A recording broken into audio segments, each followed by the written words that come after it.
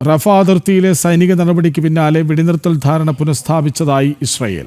ആക്രമണങ്ങൾ തുടർന്നാൽ ശക്തമായ നടപടി ഉണ്ടാകുമെന്നും ഇസ്രായേൽ അറിയിച്ചു. ഇന്നലെ റഫ മേഖലയിലെ നിരവധി ഹമാസ് ഭീകരതാവളങ്ങൾ ഇസ്രായേൽ സൈന്യം തകർത്തിരുന്നു. ബന്ദികളുടെ മൃതദേഹങ്ങൾ വിട്ടുകൊടുക്കുന്നത് വൈകിയതിനെ തുടർന്ന് ഈജിപ്റ്റ് ഗാസ അതിർത്തിയിലെ റഫ ചെക്ക് പോസ്റ്റ് ഇന്നലെ ഇസ്രായേൽ അടച്ചിരുന്നു.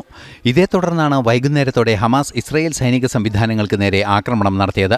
ആക്രമണം നടന്നതിന് തൊട്ടുപിന്നാലെ ഇസ്രായേൽ വ്യോമസേനയും കരസേനയും അതിശക്തമായ തിരിച്ചടി ഹമാസ് താവളങ്ങളിൽ നടത്തി. 20ഓളം കേന്ദ്രങ്ങളിൽ ആക്രമണം നടത്തിയതിന് പിന്നാലെ വെടിനിർത്തൽ പുനഃസ്ഥാപിച്ചതായി ഇസ്രായേൽ അറിയിച്ചു. ആക്രമണത്തിൽ 44 പേർ കൊല്ലപ്പെട്ടു. മാത്രമല്ല, അടച്ച റഫ അതിർത്തി ഉടൻ തുറക്കില്ലെന്നും ഇസ്രായേൽ വ്യക്തമാക്കുന്നു. American vice president JD Vance Israel സന്ദർശിക്കാനിരിക്കുന്ന വേളയിലാണ് ആക്രമണം നടന്നതും സമാധാനം പുനഃസ്ഥാപിക്കാൻ തീരുമാനമെടുത്തതും. മേഖലയിൽ ശക്തമായ സൈനിക ജാഗ്രത പുലർത്താൻ ബെഞ്ചമിൻ നെതന്യാഹു നേരിട്ട് നിർദ്ദേശം നൽകിയിട്ടുണ്ട്. ഇന്റർനാഷണൽ ഡെസ്ക്, ജനം.